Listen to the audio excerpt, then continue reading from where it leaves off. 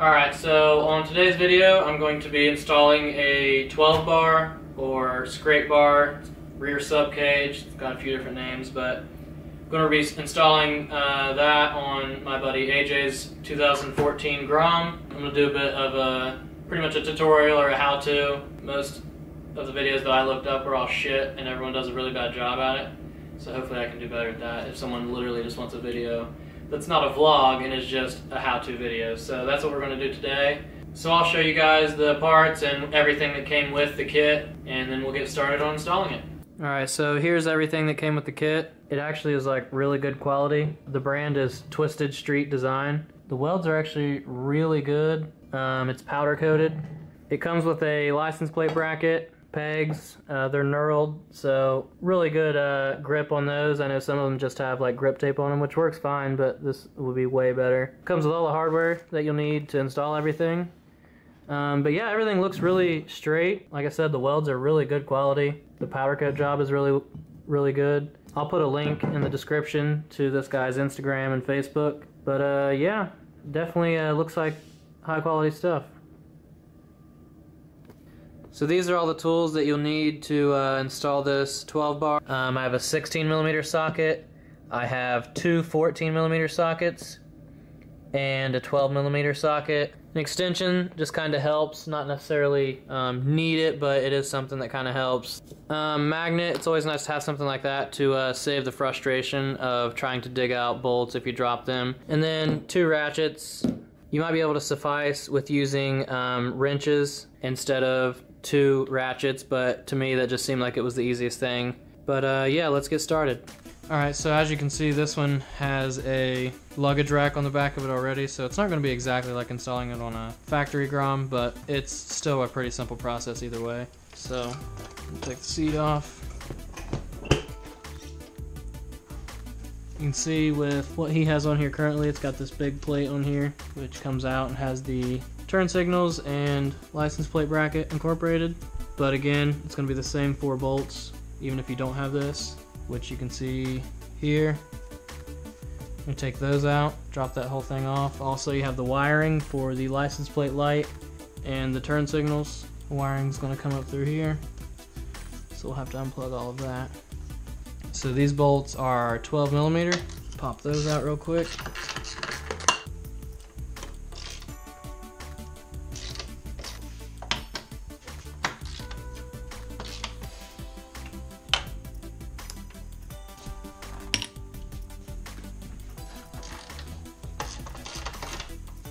Alright, before I take that last bolt out, because that thing's pretty much going to fall off after that, we'll get this wiring taken loose.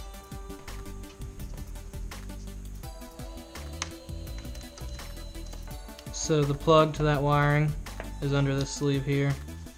Just pull that back.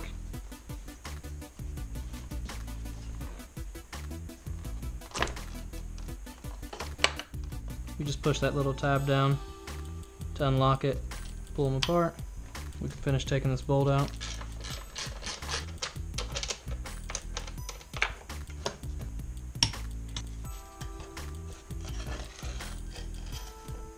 Alright, so now we can just pull this wiring through here.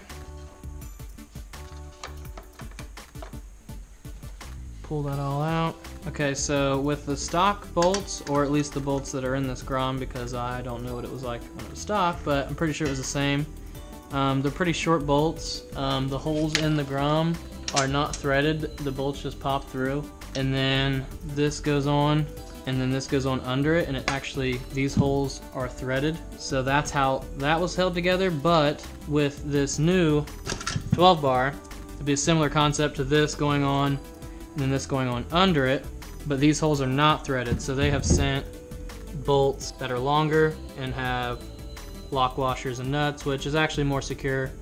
These bolts are bigger around, and they actually aren't fitting through the hole, so you may have to drill these holes out a little bigger.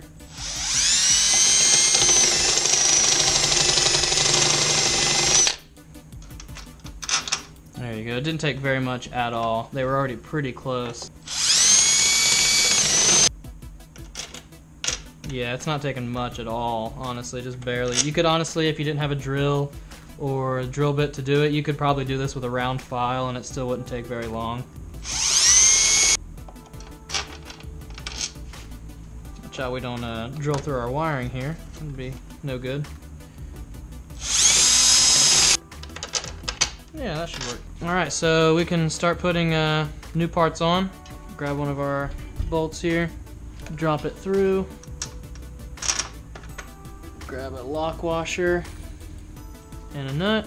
So I started with one of the front holes instead of starting with one of the back holes because this license plate bracket is going to be utilized with the back holes.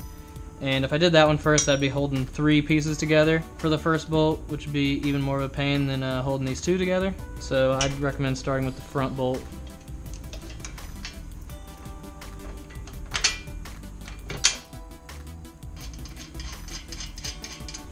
Alright, so we'll drop another front bolt in.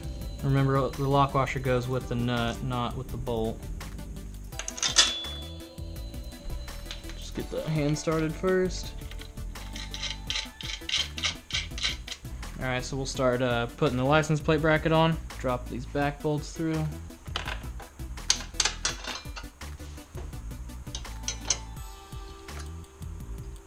And drop our last bolt through here. Alright, so we'll tighten these bolts up. The new bolts are a 14mm bolt and a 14mm nut. Just get them snug, use your best judgment. Obviously it's not a lug nut on a car or anything, so there's no need to get crazy with it. So one thing you might have already noticed is it is barely touching the exhaust right here, just barely touching it. I don't even think that's like a design flaw by the 12 bar or anything. I mean, we're talking about 2 aftermarket parts from 2 completely different companies. Like, things like that are going to happen.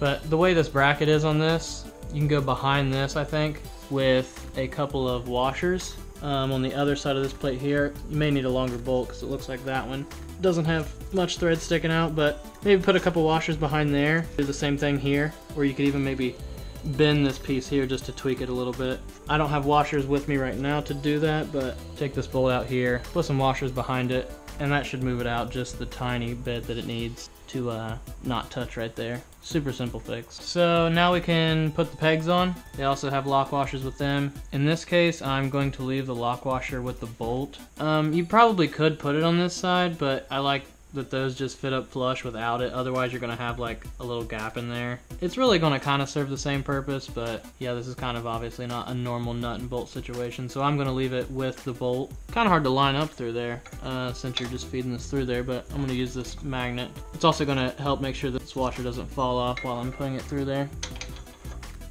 Yeah, these are 16mm,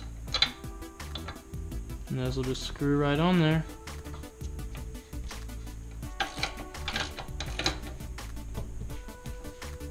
Get those pretty snug. Do the same thing on this side.